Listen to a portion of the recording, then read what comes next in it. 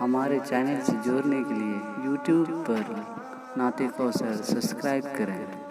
کہ صحابی شہید ہوئے ہیں، کسی کی گردن کٹ گئی ہے، کسی کے بازو قلم ہو گئے ہیں، کسی کے پیر کٹ گئے ہیں، کسی کے پیٹ پر تیر اور تلوار کے وار لگے ہیں، لیکن ایسے عالم میں اس جگہ پر جو ہے صحابہ کرام کی لاشیں پڑی ہے۔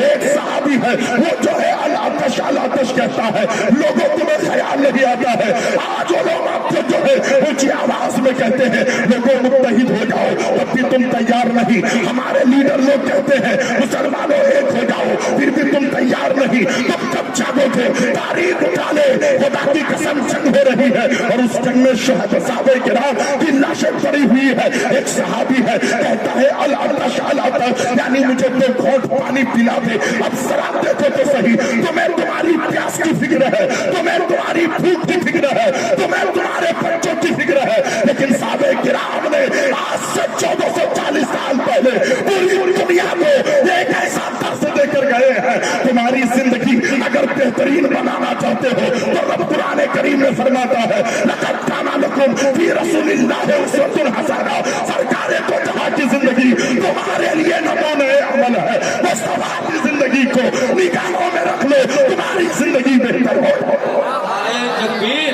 بڑی نقطے کی بات کر رہا ہوں لیکن آگے نہیں جاؤں گا، آج میری تقریر بھی ہو نہ سکے گی، اس لیے لوگوں یہ درد ہے میرے سینے میں۔ وہ صحابی رسول کہتے ہیں الاتش الاتش، مجھے تو گھونٹ پانی پلا دو۔ اب ذرا دیکھو تو صحیح، انسان کی جان جا رہی ہے، انسان پیاس سے تڑپ رہا ہے۔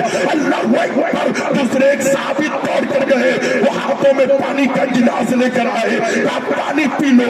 اب انسان مر رہا ہے لیکن دوسرے صحابی جو شہید ہوتے ہوئے ہیں اور جنگ میں پڑے ہوئے ہیں، کٹے ہوئے بازو ہیں، وہ کہتا ہے الاتش الاتش، مجھے تو گھونٹ پانی پلا دے۔ حالانکہ پانی کی پیاس اسے بھی ہے لیکن اس نے کہا نہیں، ارے میری پیاس کی مجھے فکر نہیں، میرا بھائی پانی کے لیے ترس رہا ہے، پہلے اسے پانی پلانا۔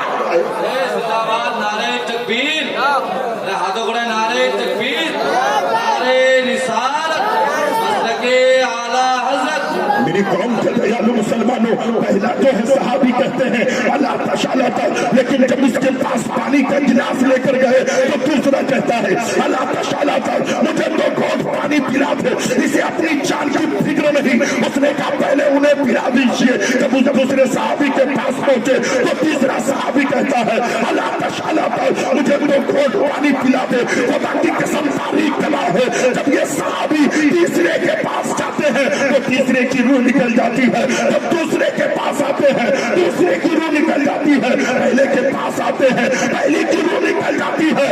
اس سے ہمیں سبق ملتا ہے، ارے مومن وہ نہیں ہوتا جو سر پر ٹوپی لے لے، مومن وہ نہیں ہوتا جس کا باپ مسلمان ہو جائے، مومن وہ نہیں ہوتا جس کا خاندان اور قبیلہ مسلمان ہو جائے، ارے مومن تو وہ ہوتا ہے جس کی زندگی صحابہ کرام کی زندگی پر نقشہ قدم پر چلتی ہوئی گزرتا۔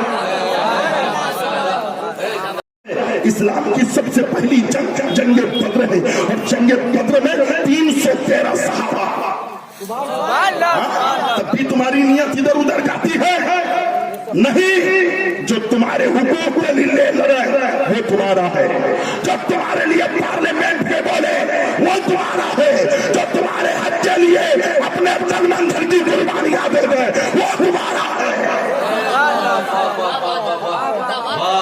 تقریر تو میں کرتا لیکن جنگ بدر کی وکٹر بھائی ایک آخری بات بول دیں بھائی۔ جنگ بدر ہو رہی ہے، اللہ کے رسول صلی اللہ علیہ وسلم 313 صحابہ کرام ہیں اور ادھر کفاروں کا لشکر جمار ہے نوشاد بھائی، لیکن اللہ کے رسول نے کیا کیا؟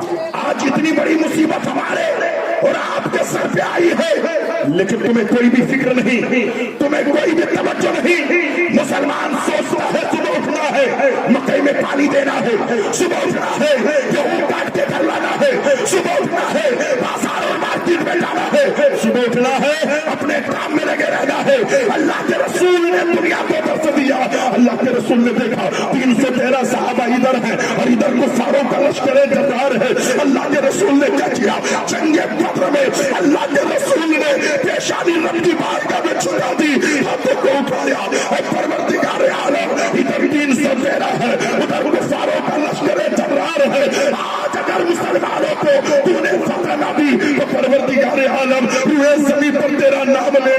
کوئی نہ ہوگا, تجھے پکارنے والا کوئی نہ ہوگا. تاریخ ہمیں بتاتی ہے اللہ کے رسول نے ارشاد فرمایا میرے صحابہ نکلو. کسی صحابی کے پاس ٹوٹی ہوئی تلوار تھی وہ بھی نکل پڑا, کسی کے پاس نیزے تھے وہ بھی نکل پڑا. تاریخ گواہ ہے یہ صحابہ کرام 313 تھے. ان کا حوصلہ بہت بلند تھا, وہ جانتا تھا وانتم الاعلون ان کنتم مومنین, تم ہی کامیاب رہو گے. شرط ہے کہ سچے مومن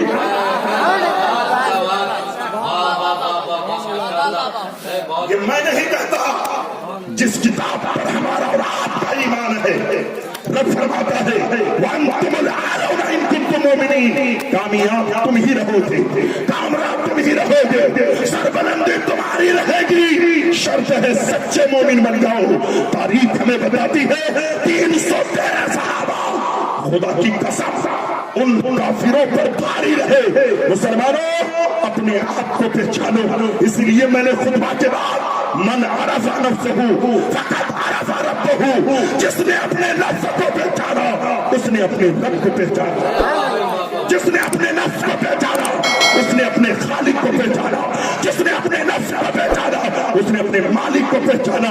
بات نکلی ہے ایک جملہ اور سنیے بہت تیزی کے ساتھ. آج جب ہم لوگ تقریر کرتے ہیں تو کہتے ہیں بہت سارے لوگ کہ میں جب تقریر کرتا ہوں یا میں جب باتیں کہتا ہوں لوگوں کو ڈر بھی لگتی ہے.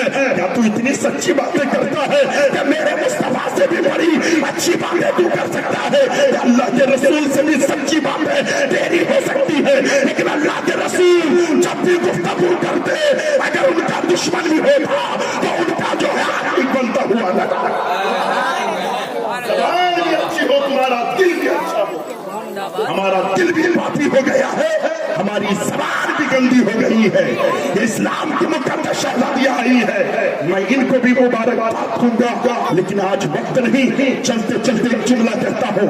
اس بھارت کی دھرتی پر یہ شہباز بھائی الحمدللہ تائی رضا پوری اور یہ پورے علاقے کے علماء کے قدم کا بوسہ لیتے ہوئے, میرے چاچاؤں کا قدم کا بوسہ لیتے ہوئے بڑی رفتار کے ساتھ ایک جملہ کہتا ہوں. غریب نواز جب آئے اجمیر کی دھرتی پر خیمہ لگا ہوا ہے, دیکھا چند مرید ہیں, دیکھا ادھر سے ایک روشنی پھیل رہی ہے. فرماتے لوگوں دیکھو ادھر کچھ چیز کی روشنی ہے. جب ان کے مرید آگے گئے دیکھا وہاں پر کچھ لوگوں نے آتش پرستوں نے آگ کی پوجا کرنا شروع کی ہے. آگ چل رہی ہے, سارے لوگ اس کی پرستی کرتے ہیں. فرماتے ہیں حضور وہاں چراغ نہیں جل رہا ہے, موم بتی کی روشنی نہیں ہے, وہاں تو لوگوں نے آگ چلائی ہے اور اس کی پرستی کر رہے ہیں, اس کی پوجا کر رہے ہیں. غریب نواز جیسا مبلغ بنو. خدا کی قسم غریب نواز نے فرمایا میرے مرید چلو. مریدین معتقدین کو لے کر جب غریب نواز اس آتش پرستوں سے قریب گئے تو دیکھا سب اس کی پوجا کر رہے ہیں, سب اس کی پرستی کر رہے ہیں. خدا کی قسم غریب نواز نے فرمایا ایک بات بتا دو تم اس کی پوجا کیوں کرتے ہو؟ انہوں نے کہا یہ ہمارا معبود ہے. کہا تمہارا معبود ہے؟ کہا اس لیے پوجا کرتے ہو؟ کہا اس کا کام کیا ہے؟ آگ کا کام ہے جلانا. تو خدا کی قسم انہوں نے کہا یہ تمہارا معبود ہے, تم اس کی پوجا کرتے ہو, ذرا یہ تو بتا دو کہ آگ تمہیں جلائے گی کہ نہیں جلائے گی؟ ان لوگوں نے کہا یہ آگ کا کام ہے جلانا, چاہے اپنے آئے تو جلائے گی, چاہے آئے تو جلائے گی. غریب نواز کی مبلغ ہے, غریب نواز نے دکھایا کہ یہ آگ تمہیں جلا دے گی تو جو تمہیں جلائے گی اس کی پوجا کرتے ہو, لیکن میں جس رب کو مانتا ہوں, زور سے بولو زور سے بولو, میں تمام علماء کرام کے قدم کا بوسہ, میں جس کو مانتا ہوں, جس کی پرستی کرتا ہوں, جس کی تم پوجا کرتے ہو, یہ تمہیں جلا دے گی, لیکن میں جس کو مانتا ہوں وہ اگر اس کا نام لے کے میں کود پڑوں تو یہ آگ مجھے نہیں جلائے گی. ایسا ہو نہیں سکتا. غریب نواز نے دیکھا جو اس کے پجاریوں کا ہیب تھا, اس پنڈت کے گود میں ایک بچہ تھا. غریب نواز نے اس بچے کو لیا اور لے کر آگ میں کود پڑے. کانیت تو یہی آگ میں کود پڑے. خدا کی قسم آگ میں کیوں کود پڑے؟ غریب نواز مبلغ ہیں, دنیا کو درس دے رہے ہیں. اگر میں تنہا اترتا تو یہ کہا جاتا ارے یہ مجنون ہے بچ گیا, میں تو اس کے بچے کو لیا. پورے گاؤں کی توجہ ایک طرف آ گئی, سارے گھر سے لوگ نکلے,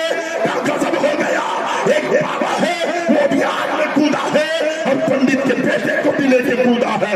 सारे लोग जमा हो गए, सबकी तवज्जो के शामिल जो है निगाहों के सामने बात आई। कुछ देर के बाद बात चलती रही। गरीब नवाज जब बाहर आए तो देखा गरीब नवाज के जिस्म के एक बाल भी उस आग ने जलाई नहीं, और जिसको बच्चे को गोद में लिया था उस बच्चे के भी एक बाल वो आग नहीं जलाई है। सबने देखा तो सोचा हमारा मजहब गलत है, ये बाबा का मजहब का सही है। सबने कहा गरीब नवाज हमें कलमा पढ़ाइए, हम मुसलमान